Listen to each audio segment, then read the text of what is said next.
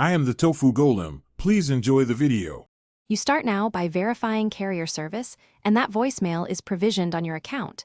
Carriers must allow visual voicemail. Next, toggle airplane mode for about 5 to 10 seconds to force a network refresh. Once done, restart your iPhone with the side and volume button sequence to clear temporary glitches. This often restores voicemail signaling. Make sure cellular data is enabled for visual voicemail. If you use Wi-Fi calling, keep Wi-Fi on while testing.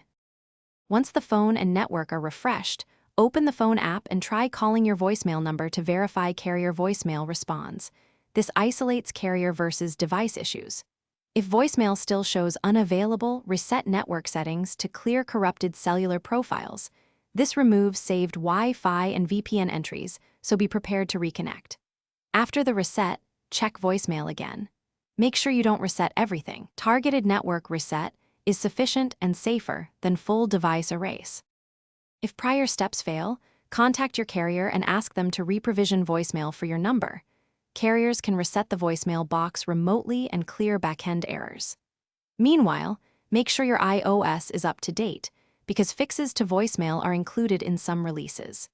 If carrier provisioning and updates don't help, back up your iPhone and consider setting it up as new or requesting a SIM replacement. One key tip: if voicemail still shows unavailable after carrier reset, test with a different SIM. Thanks for watching. Consider subscribing if we helped you today.